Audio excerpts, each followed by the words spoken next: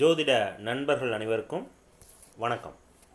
So இன்றைக்கி நம்ம பார்க்க போகிற டாபிக் எதை பற்றி அப்படின்னா கல்வியை பற்றியது.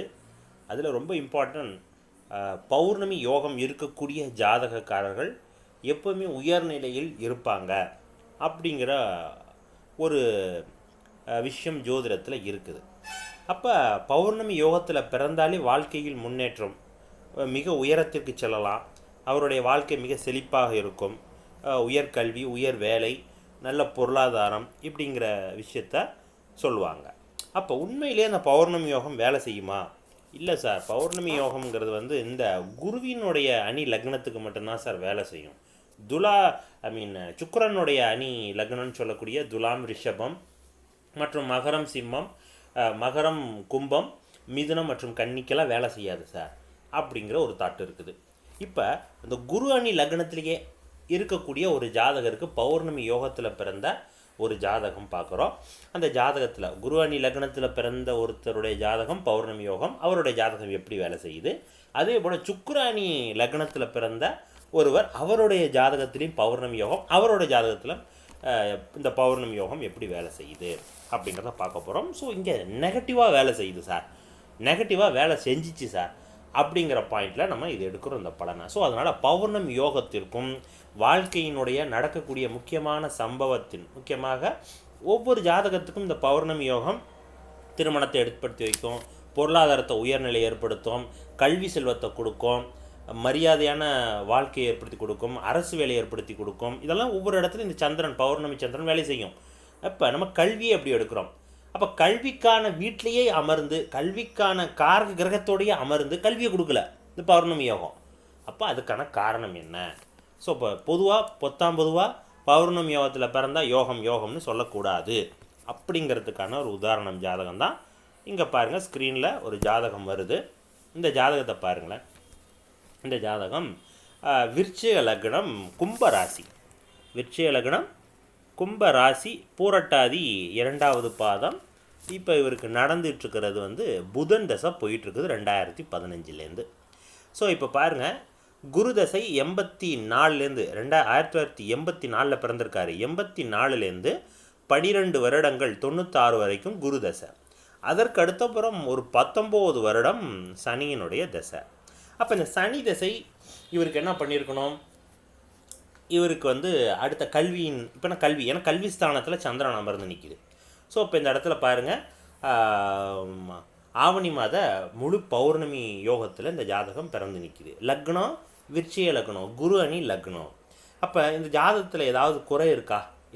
எதுவுமே கிடையாது. லக்னாதிபதி ஆட்சி, 2ஆம் இடத்துல குரு மூலத்திரிகோணம், ஜாதகத்தின் பாக்யாதிபதி பாவகத் பாவத்தில் மறைஞ்சிருந்தாலும் சந்திரன் முழு பௌர்ணமி யோகத்தில் நிற்கிது. 10ஆம் இடத்துல சூரியன் நிற்கிறாரு, அவரோட வீட்டில் புதன் நிற்கிது, சந்திர கேந்திரத்தில் புதன் நிற்கிது. சுக்கிரன் நீச்சமாக இருந்தாலும் சந்திர அதியோகத்தில் வேலை செய்யுது. சனி உச்சம். இந்த ஜாதகத்தில் ஏதாவது ஒரு குறை இருக்குங்களா? எதுவுமே இல்லை. ஆனால் இந்த ஜாதகர் 8வது தான் படிச்சிருக்காரு. ஓகே, 8வது தான் படிச்சிருக்காரு. அதாவது குருதசை முடிகிற வரைக்கும் படிச்சிருக்காரு. அதுக்கப்புறம் சனி தசை தொட்டதுலேருந்து இவர் படிப்புங்கிற விஷயத்துக்குள்ளே போகலை.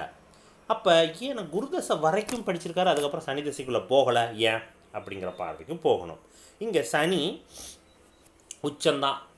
சனி 4வது பாவகாதிபதி தான், உயர்கல்வியெல்லாம் கொடுக்கணும். 4வது பாவகத்தில் சந்திரன் உட்காந்துருக்கார். அப்போ 4வது பாவகத்தை இயக்கணும். இந்த பாவகத்தை இயக்கலை. ஏன்? காரணம் 2. இந்த ஜாதகத்தில் 2 பாயிண்ட் அதில் ரொம்ப ரொம்ப முக்கியமானது. ஒன்று தசாபுத்தி, இன்னொன்று லக்னம்.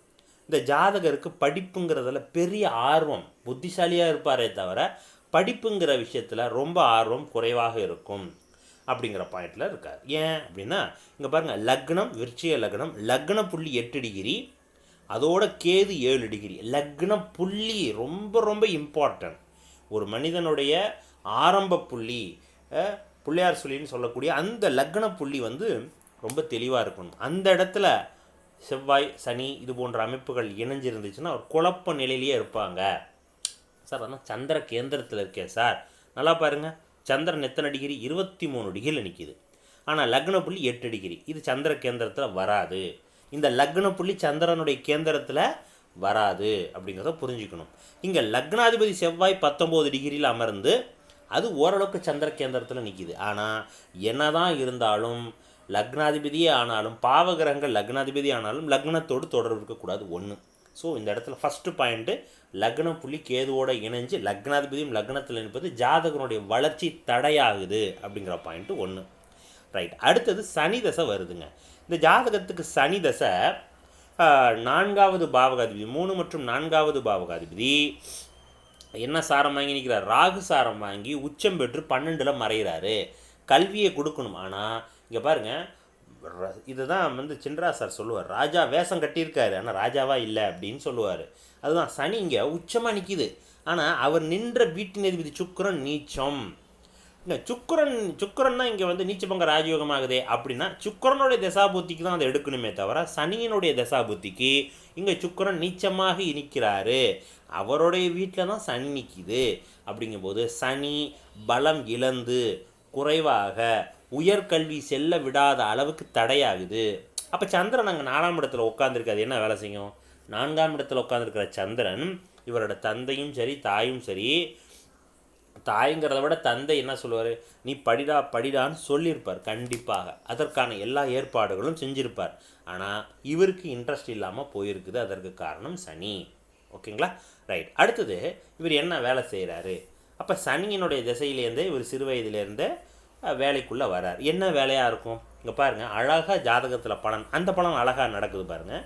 சனி 12ஆம் வீட்டில் காற்று ராசியில் நில ராசியில் அழகாக உட்காந்து நிற்கிது. சரிங்களா? ஸோ அப்போ இல்லை, காற்று ராசியில் உட்காந்துருக்குது. துலாம்ங்கிறது காற்று தானே? ஆமாம், துலாம். கும்பமும் காற்று ராசி. எஸ், ஆமாம், கும்பமும் காற்று ராசி. அதில் சந்திரன் உட்காந்துருக்கார். அப்போ காற்று ராசியினுடைய கனெக்ஷன்ஸ் இவருக்கு இருக்குது. அப்போ காற்று ராசின்னா பறக்கிறதா? ஃப்ளைட்டாக ஓட்டுறாரு? ஃப்ளைட்டு ஓட்டல. இவருடைய தகுதிக்கு வண்டி வாகனத்தை ஓட்டுறாரு. அப்போ ஃப்ளைட் அப்படிங்கிற பாயிண்ட் ஆஃப் வியூவில் ஏன்னா கும்பம்ங்கிறது பறக்கக்கூடிய இடம், துலாம்ங்கிறது அதுவும் காற்று ராசி. அப்போ என்ன அர்த்தம்? அது சுக்கிரனுடைய வீடு. அப்போ சுக்கிரன்கிறது இயல்பாகவே உணவுகள் சம்பந்தமானது, சாப்பாடு சம்பந்தமானது. சந்திரனும் உணவு சம்பந்தமானது. அப்போ உணவு சம்பந்தமான ஒரு வாகனம், உணவுக்கான வாகனம், விவசாயத்திற்கான வாகனம் இப்படிங்கிற பாயிண்டில் போகுது. ஆனால் அது காற்று ராசியில் உட்காந்ததுனால பெரிய பெரிய டயர் கொண்ட, இப்போ ஏரோப்ளேன்லாம் பார்த்திங்கன்னா டயர் சின்னதாக இருக்காது, லாரிமே இருக்குது, அதோட பெரிய டயராக இருக்கும். அது மாதிரியான பெரிய பெரிய பொக்லைன் வச்சு யூஸ் பண்ணுறது, ஜேசிபி மாதிரியான ஒரு வாகனங்களை ஓட்டுறது, அது மாதிரியான பெரிய பெரிய டிராக்டர், அது மாதிரியான வாகனத்தை விவசாயத்திற்காக பயன்படுத்தக்கூடிய ஒரு வாகனத்தை இவர் இயக்குகிறாரு விவசாயத்தில். அந்த வேலையில் தான் இவர் ரன் பண்ணுறாரு அப்படிங்கிற பாயிண்ட்டு வருது. ஓகே. அப்போ இந்த ஜாதகத்தில் பௌர்ணமி யோகம் எங்கே வேலை செய்யுது? இது குருவினுடைய லக்னம் தான். அப்போ எந்த இடத்துல இடர்பாடு வருது? பலன் எப்படி எடுக்கணும்? இந்த இடத்துல லக்ன புள்ளியிலேருந்து எடுக்கணும். லக்ன புள்ளியிலேருந்து எடுக்கணும். லக்னாதிபதி பலமாக நிற்கிறாருன்னு பார்க்கணும். அடுத்தது 2வது பாவகம் 4வது பாவகம் புதன்லாம் பலமாக நிற்குதா? எல்லாம் நல்லா இருக்குது. கல்வியெல்லாம் ஒரு படிப்பார். ஆனால் தசா புத்தி உதைக்குதுன்னா படிச்சிருக்க மாட்டார். படிச்சிருக்கிறதுக்கு வாய்ப்பு இருந்தாலும் படிச்சிருக்க மாட்டார் அப்படிங்கிற பாயிண்ட்டு இந்த பலன் எடுத்துடணும். ஓகேவா? இப்போ அப்படியே இன்னொரு ஜாதகத்தை அப்போ பார்ப்போம். பாருங்களேன். இப்போ இந்த ஜாதகத்தை பாருங்கள். இது இன்னொரு ஜாதகம். இது சுக்கிர அணியில் பிறந்த ஒரு ஜாதகர். இவருக்கும் அந்த பௌர்ணமி யோகம் வேலை செய்யுது. இப்போ பாருங்கள், இவர் ஆனி மாதத்தில் பிறந்திருக்கார். வைகாசி ஆனி மாதத்தில் இவர் பிறந்திருக்கிற ஒரு உயர்தரமான ஒரு ஜாதகம் அப்படிங்கிற மாதிரி தெரியுது. இப்போ பாருங்கள், சந்திரன் எங்கே உட்காந்துருக்காரு? 8ஆம் இடத்துல ரிஷப லக்னம். இப்போ ஜாதகம் படிச்சுருவோமே. ரிஷப லக்னம், தனுசு ராசி, நட்சத்திரம் பூராடம் 3வது பாதம். இப்போ நடந்துட்டுருக்கிறது சுக்கிரதசை முடிஞ்சு சூரியன், சந்திரன், செவ்வாய், ராகு தசை போகுது. ஸோ அப்போ இவருடைய இளமை காலங்கள் எப்படி போய்ட்டுருக்கும்? சூரிய சந்திர தசை முக்கியமான தசையாக இருக்கணும். சூரிய சந்திர செவ்வாய் இதுதான் இவருடைய கல்வி காலகட்டங்கள் அப்படின்னு சொல்லலாம். ஏன் நான் கல்வி எடுக்கிறேன்? ஃபஸ்ட்டே சொன்னேன், இந்த சந்திரன் 4வது பாவகத்தில் நிற்குதா, கல்வி காரகன் சொல்லக்கூடிய புதனுடைய வீட்டில் நிற்குதா, அதில் புதனை பார்க்குதா, அப்போ அந்த ஜாதகருக்கு கல்வி உண்டு. அதான் நம்ம எல்லாரும் சொல்லுவோம். பௌர்ணமி யோகம் இதை கூட செய்யாதா? ஜாதகத்தில் 2ஆம் இடத்தை சந்திரன் பார்க்குது, அதிக செல்வத்தை கொடுக்கணும். 2ஆம் பாவகாதிபதி வக்ரமாக இருந்தாலும் இப்போ சந்திர அதியோகத்தை சந்திர கேந்திரத்தில் முழு பௌர்ணமி யோகத்தில் இருக்குது. நல்ல செல்வம் இருக்கணும், நல்ல கல்வி கிடைக்கணும், இவ்வளோ சொல்கிறோம்ல. இவரும் 8வது தான் படிச்சிருக்கார். சார் நான் சொல்கிறது எல்லாமே ஃபேக் கிடையாது, ஜாதகம் உண்மை, ஜாதகர் உண்மை. இதை நான் ஒரு விதிவிலக்காக சொல்லணுங்கிறதுக்காக நான் சொல்கிறது கிடையாது. இந்த பலன் ஏன் நடக்கிறது காரணத்தோடு சொல்கிறேன். அப்போ ரிஷப லக்னம் தனுசு ராசி அப்படின்னு வரும் பொழுது இந்த ஜாதகத்துக்கு நடந்த தசை எல்லாமே சுக்கிர தசை, சூரிய சந்திர செவ்வாய் தசை. இப்போ பாருங்கள், சந்திரன் எங்கே உட்காந்துருக்கார்? சூரிய தசை, அவரும் 2ஆம் இடத்துல புதனுடைய வீட்டில் சந்திரனுடைய பார்வையில் நிற்கிது. சந்திர தசை அதுவும் 2ஆம் இடத்துல, சரி 8ஆம் இடத்துல உட்காந்து நிற்கிது. இவருக்கு சந்திர தசையிலேருந்தே இவருக்கு படிப்பு கட் ஆகிடுச்சிங்க. சந்திர தசை 2001. ஸோ அப்போ இவர் 10வது சம்திங் தான் முடிச்சிருக்காரு. அதோடு இவருக்கு கல்வி கட் ஆகிடுது. சந்திரன் ஏன் இந்த மாதிரி பலன் பண்ணியிருக்காரு அப்படின்னா, சந்திரன் அஷ்டமஸ்தானத்தில் உட்காந்து தசாபுத்தி நடத்தியிருக்குது. இவ்வளோதான் விஷயம். அப்போ இந்த லக்னத்துக்கு அஷ்டமாதிபதியான குரு கெடுபலனை தரணும். சரி, குருவா 8ஆம் இடத்துல உட்காந்துருக்கு. குரு 8ஆம் இடத்துல உட்காரல. அந்த வீட்டில் பவர்ஃபுல்லாக எந்த கிரகம் உட்காந்துருந்தாலும் அந்த 8ஆம் வீட்டினுடைய வேலையை அந்த கிரகம் தான் செய்யணும். இதுதான் விதி. அப்போ 8ஆம் இடத்துல பவர்ஃபுல்லாக எந்த கிரகம் உட்காந்துருக்கு? சந்திரன் உட்காந்துருக்கு. அப்போ அஷ்டமாதிபதியினுடைய வேலையை சந்திரன் தான் செய்யணும். அப்போ சந்திரன் கல்விக்காக இடமாற்றத்து கிடையாது. இந்த ஜாதகத்துக்கு முன்னேற்றத்துக்கான எந்த ஒரு வேலையையும் இந்த அஷ்டமஸ்தானம் வழியாக நடக்காது. கடனை கொடுத்தாகணும். கல்வி அதுக்கு ஏஜை பொறுத்து நீங்கள் ஒரு நல்ல ஒரு 30+ இருக்கிறீங்கன்னா கடனை கொடுத்தாகணும், உடல் உபாதைகளை கொடுத்தாகணும். அந்த வீட்டில் இருக்கக்கூடிய நட்சத்திரங்களை பொறுத்து உடல் உபாதைகள், வேலையில் பிரச்சனை, பெண்களால் பிரச்சனை, ஓகே. ஸோ உங்களுடைய தாயாரினால் பிரச்சனை, தாயாருக்கு பிரச்சனை, இது போன்ற ப்ராப்ளத்தை தான் க்ரியேட் ஆகிட்டே இருக்கணும். ஏன்னா சூரியனுடைய நட்சத்திரம் உத்திராடம் 1வது பாதமும் அந்த வீட்டில் நிற்கிது. அப்போ கல்வியில் பிரச்சனை இவ்வளோத்தையும் கொடுக்கணும். ஆனால் இது குரு கொடுப்பாரா? குரு கொடுக்க மாட்டார், சந்திரன் தான் தருவார். அதான் சார் குரு தான் பார்க்குதே சார், குரு தான் உங்களுக்கு சந்திரனை பார்க்குறதா சார்னா, குருவினுடைய பார்வை சந்திரனுக்கு நேரடியாக இல்லை. குரு 3 டிகிரியில் நிற்கிது. ஆனால் என்ன, குரு கேதுவோட நட்சத்திரத்தில் அமர்ந்து உங்களுக்கு கேதுவோட நட்சத்திரத்தில் வர்க்கோத்தம் ஆகலை. கேது அஸ்வினி 2ஆம் பாதத்தில் தான் உட்காந்துருக்கார். ஸோ 3.33 ஆகிடுச்சு டிகிரியில். ஸோ 3 டிகிரி இருந்தால் இன்னும் பர்ஃபெக்ட், இன்னும் அதிகமாக வேலை செஞ்சுருக்கணும். அப்போ சந்திரன் 2ஆம் இடத்துல அதிபலமாக நிற்கிறார். குரு பலமாக அல்லது சந்திரன் பலமாக? இந்த இடத்துல சந்திரன் தான் பலம். அப்போ சந்திரன் தான் அந்த வீட்டினுடைய பலனை எடுத்து செய்யணும். சந்திர திசை வரும்பொழுது படிப்பு கட். அப்போ அதற்கு வேலை வாய்ப்புகள் எதுவும் இல்லை. எகைன் மறுபடியும் சந்திரன் பார்த்த சந்திர தசை, அடுத்ததாக வரக்கூடிய செவ்வாய் தசை, ராகு தசை, இது எல்லாம் என்ன பண்ணுதுன்னு பாருங்கள். எகைன் மறுபடியும் சந்திரன் அஷ்டமஸ்தானத்தில் அவருடைய வீட்டில் செவ்வாய் உட்காந்து நிற்கிது. இவரும் விவசாயத்துக்காக கூலி வேலைக்கு போகிறது, இந்த பலன்கள்லாம் அவர் செஞ்சிட்ருக்கார். சரிங்களா? ஸோ இந்த மாதிரியான கூலி வேலைன்னா எதுவாக இருந்தாலும் சரி, விவசாயம் சார்ந்து மண் எடுத்து ஓரம் கட்டுறது, மண் ஓரம் பண்ணி விவசாயம் செய்வாங்கள்ல, இந்த மாதிரியான நில வேலைகள், செவ்வாய் சந்திரனோட வீட்டில் செவ்வாய் உட்காந்துருக்குது, இந்த மாதிரியான வேலைகளை செய்ய வச்சிக்கிட்டு இருக்குது. இங்கே சந்திரன் முழு பௌர்ணமி தான். ஆனால் இந்த ஜாதகத்துக்கு அஷ்டமஸ்தானத்தில் ஒரே ஒரு காரணம், அஷ்டமஸ்தானத்தில் உட்காந்தது தான் இந்த பிரச்சனை. அண்ட் தென் லக்ன புள்ளியும் சந்திரனுடைய நட்சத்திரம் பாருங்கள். போன ஜாதகத்தில் லக்ன புள்ளி கேதுவோடு இணைஞ்சு லக்னம் கெட்டு போச்சு. இந்த ஜாதகத்தில் லக்ன புள்ளி ரோகிணி நட்சத்திரம் சந்திரனில் உட்காந்து சந்திரன் 8ஆம் இடத்துல போய் மறைஞ்சு போச்சு. அப்போ இவருக்கும் அந்த வளர்ச்சிங்கிறது போக விடாத அளவுக்கு இவருடைய செயல்பாடுகள் இருக்கும். லக்ன புள்ளிங்கிறது ஒரு மனிதனுடைய எண்ணங்களை குறிக்கிறது, எண்ணங்களை பிரதிபலிக்கக்கூடியது. அது இந்த ஜாதகத்தில் தடையாக இருக்குது அப்படின்னு சொல்லலாம். ஸோ அதனால் இந்த முழு பௌர்ணமி யோகம் எல்லாமே சிறப்பாக வேலை செய்யும் எல்லாருக்கும் அப்படின்னா அந்த 2 உதாரண ஜாதகங்கள் இருக்குது. அப்போ 2 ஜாதகத்துக்குமே கல்வி தடையாகிடுது. அப்போ பௌர்ணமி யோகம் இருந்தாச்சுனாலே உயர்தரமான ஜாதகம்னு சொல்லக்கூடாது. அப்போ எங்கே பலன் ஒளிஞ்சிருக்குது? லக்னத்தில் ஒளிஞ்சிருக்குது. லக்னாதிபதியின் பலத்தை பாருங்கள், லக்ன புள்ளியினுடைய இருப்பை பாருங்கள், அது எந்த அளவுக்கு எபிலிட்டியோடு இருக்குதுன்னு பாருங்கள்.